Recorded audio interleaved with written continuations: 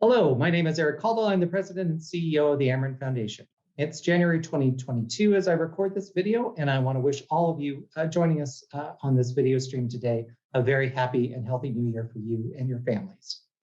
I wanted to introduce you to a new member of our staff. Dr. Maria Martinez joined the Amerind staff in October of 2021.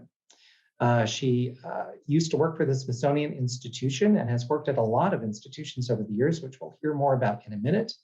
We're just thrilled to pieces to have her with us and part of our team. She is our new Associate Curator for Exhibitions and Collections. And Dr. Martinez, I will let you say a little bit more about yourself. Can you tell our audience today where you came from, where you've studied, things like that? Sure, absolutely. Good morning. It's so nice to join everyone today. And I've been at the Amerind now for almost 3 months, and it's just been a great pleasure to be here. I actually have worked in the Southwest. I studied at Northern Arizona University. That's where I received my master's degree, and was working in southeastern Utah. And so I'm familiar and have lived in Arizona in the region for quite a bit. I actually consider Arizona my second home. I immigrated from El Salvador, and Arizona was the first state that we lived in. And it's actually funny because my family had to explain to me what a cactus looked like or what a cactus is, because, you know, coming from the tropics to the desert was just a very different experience, even for a young child. And so I feel like I've come back home, and my family actually just moved back from Texas to Arizona last year. And so we're all kind of joining forces here again. I've been working in the field for quite a bit. I started in museums and doing research as an archaeologist in California at the University of California at Davis. After my experience at UC Davis and going to Northern Arizona University, I decided to go on for a PhD, which I didn't really think that I would do. I kind of waited for that because I didn't know if I really wanted to make that big commitment and that big leap in my career and in my personal life as well, because it requires a lot of time and commitment. And I decided to study at the University of Texas at Austin. And I actually went there because my parents were in Texas. And so I've always kind of gone to where my parents and my family is located. I started out at the University of Texas at Austin, hoping that I would continue with my work with working with hunter-gatherer societies and like the transition to agriculture. And so we were going to work at the state of Tamaulipas. And that project, unfortunately, was canceled. And so I had the opportunity to go to Belize. And so I had to make this big transition from working with hunter-gatherer societies to, you know, very complex, or I don't know if you really want to say complex, because I think all societies are complex, but working with the Maya in Belize. And I started working in Belize and then was able to actually make it to my home country of El Salvador. So kind of made it full circle. So while I was in Belize, we had a lot of international scholars that were also working at the site of La Milpa in northwestern Belize. And I had the opportunity to meet and work with some of those scholars. And there were people there that were associated or affiliated with the Austrian Academy of Sciences, and were doing chert provenance studies. And so basically what they were doing is trying to determine where the outcrops of this stone material was coming from so that they could look at trade networks, if people in our region were incorporating other materials or other communities into the La Milpa region. And I started really working closely with the Austrian team. And they were helping me analyze some of the obsidian and chert lithics that were at the site where I was directing excavations. And I was offered to come in for a short summer fellowship as a graduate student. This is during the time that I was doing my graduate work, and really hit it off with the people there and really enjoyed the time, and actually met my partner, my current partner there. And after I finished my doctorate degree at UT Austin, decided to move to Austria and work there. And so I was working for the Austrian Academy of Sciences from 2012 to 2015 till I actually made it to the Smithsonian. And it was a wonderful experience. I was able to work in Central Europe, in Neolithic sites. We were working also with Paleolithic sites. Some of the most famous sites in Austria is a site of Kremsbachberg. We're able to actually record a whole camp that was just there in situ.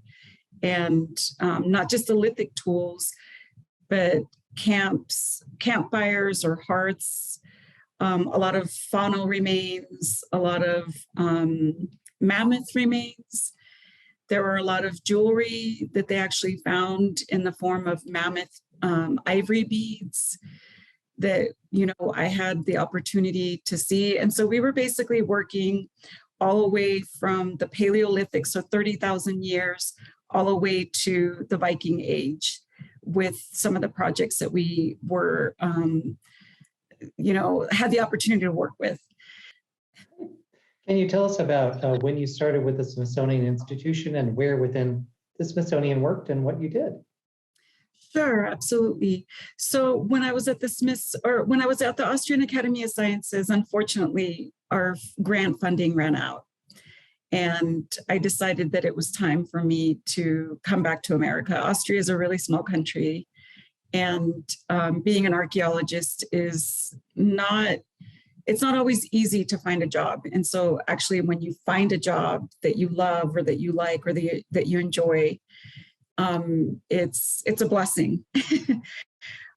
The Smithsonian opened up, which was probably an archaeologist or a museum specialist's life's dream to be at the Smithsonian. I never thought I would end up at the Smithsonian. I've always worked at small university museums or smaller regional museums or just smaller institutions. And so I didn't really know what to expect. And I worked in the collections management department, which was really nice because I love working hands-on with cultural heritage. And my position was a new position that was made that was sorely needed at the National Museum of the American Indian. As you know, the Smithsonian is just one of the largest museum complexes, but there's smaller units within the Smithsonian. And so I actually had the opportunity to work at the National Museum of the American Indian. And my position was facilitating collections access and research. And so I basically, with the assistance of the staff that was already there, built up the collections access and research program and managed that and facilitated that. And again, I think I've worked more with people rather than the items themselves. But I really enjoyed working with people and especially reconnecting Indigenous and Native communities with their cultural heritage. I was also able to work with a lot of researchers, non-Native researchers that were working with the collections, international, national researchers. The collection is probably one of a kind. It's probably one of the largest collections of Native heritage in the world. And so, as you can imagine, a lot of researchers are there conducting collections-based research. And can you remind us again what years you worked at the Smithsonian? I was working at the Smithsonian from 2016 to 2021, so over 5 years. a little over 5 years. And yeah, it was a tremendous experience. It was beautiful. I always told people that I felt that facilitating collections access, a lot of times museums, you think of just caring for the items, but it's also important to provide access to the items because people need to work with the items. Native communities need to be reconnected with their cultural heritage and their ancestors. And so I always told people that this was probably one of the most important jobs that I've ever done in my life. Absolutely. So Maria, what motivated you to apply for the Amerind job and think about relocating to Arizona? Well, like I stated earlier, or maybe I can restate this, is that there's, for those of you that want to get into the museum field, this is something that you should also consider, is that when you're working at smaller institutions or more regional museums like the Amerind, you get the opportunity to do everything that's possible in a museum. So from housekeeping, which means vacuuming and dusting, to curating an exhibit. And when I was at the Smithsonian, it's such a big institution that everyone has like their own niche. And that's basically what you do day in and day out.